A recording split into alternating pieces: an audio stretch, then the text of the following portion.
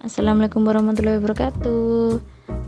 Selamat datang di channel beajari.com. Kali ini kita masih mempelajari materi tentang peluang usaha bagian 3. Nah, bagaimana caranya memanfaatkan peluang usaha? Mari kita simak penjelasan berikutnya. Kita dapat memanfaatkan barang di sekitar kita secara kreatif dan inovatif untuk membuatnya menjadi suatu peluang usaha dengan menciptakan, memodifikasi, dan mengkombinasikan.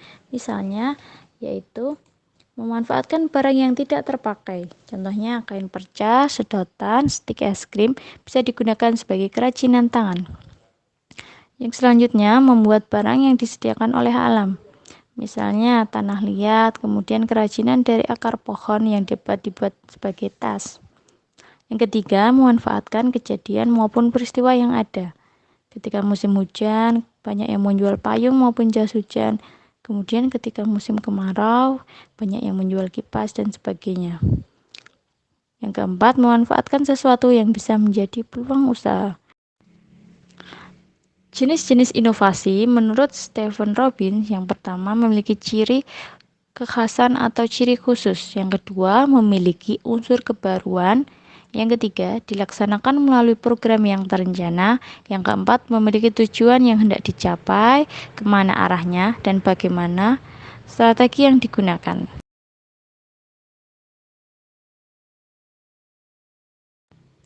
Sedangkan menurut Kuratko, jenis-jenis inovasi yang pertama, invensi, penemuan baru. Yang kedua, ekstensi, pengembangan dari yang sudah ada sebelumnya. Yang ketiga, duplikasi atau penggandaan. Yang keempat, sintesis, penggabungan atau mengkombinasikan konsep yang sudah ada menjadi konsep baru. Cara memanfaatkan peluang usaha menurut Dr. DJ Squad. Yang pertama, percaya dan yakin usaha tersebut dapat dilaksanakan. Yang kedua, jangan bergabung dengan lingkungan yang statis atau tidak berkembang yang dapat merusak pikiran. Yang ketiga, tanyakanlah pada diri sendiri, bagaimana saya melakukan usaha yang terbaik? Yang keempat, banyaklah bertanya pada yang sudah ahli atau yang sudah berpengalaman. Kelima, perluas pikiranmu dengan mencari informasi melalui berbagai sumber. Sumber peluang usaha.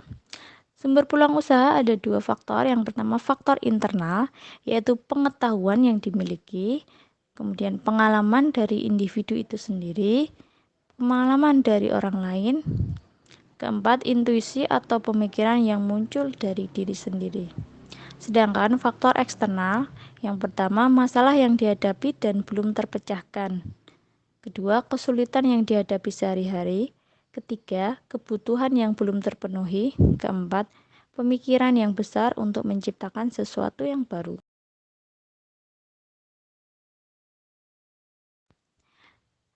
Ada beberapa pendekatan yang digunakan dalam menganalisis peluang usaha. Yang pertama adalah pendekatan analisis SWOT, yaitu merupakan analisis untuk mengetahui faktor internal berupa strength dan weakness, dan eksternal opportunity dan threats perusahaan. Analisis SWOT terdapat 4 bagian: strength, weakness, opportunity, dan threat. Pendekatan analisis SWOT. Yang pertama, strength, kekuatan atau kelebihan yang dimiliki perusahaan yang dapat digunakan untuk mendukung usaha tersebut. Contoh, perusahaan tersebut memiliki produk yang sudah berkualitas, produk yang sudah dikenal masyarakat, atau memiliki tenaga kerja sumber daya manusia yang kompeten dan loyal. Kemudian dari weakness atau kelemahan yang dimiliki oleh perusahaan, namun jika tidak teratasi itu dapat menghambat kinerja dari usaha. Contoh, karyawan yang kurang berpengalaman. Ketika skill dari karyawan tidak diasah, tidak dikembangkan, maka dapat menghambat kinerja usaha.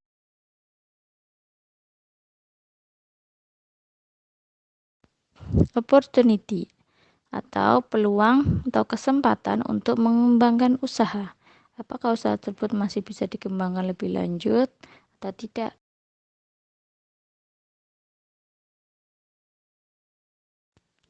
Selanjutnya, ancaman, gangguan, ataupun hambatan. Misalnya ketika banyak persaingan dari luar yang serupa dengan produk kita.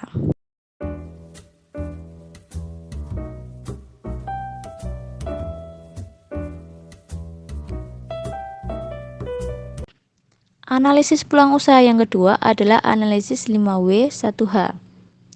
5W yaitu what, where, when, why, who, dan 1H yaitu how. What, apa produk yang dibuat? Where, di mana lokasinya? When, kapan dimulainya produksi? Why, mengapa memilih produk ini? Who, siapa orang yang akan terlibat di dalamnya? Dan how, bagaimana cara menjalankan usaha ini?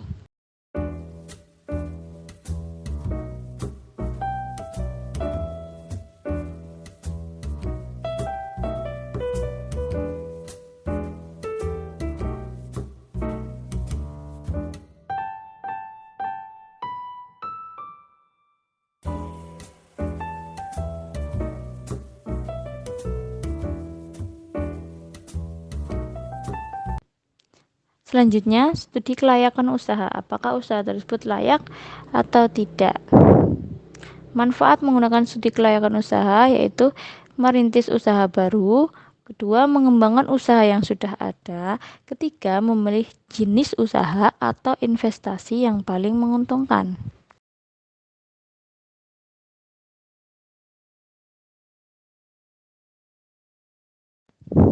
Tahapan studi kelayakan usaha. Yang pertama, penemuan ide. Selanjutnya, penelitian usaha. Selanjutnya, tahap evaluasi. Keempat, tahap pengurutan usulan yang layak. Kelima, perencanaan pelaksanaan, dan yang terakhir, tahap pelaksanaan.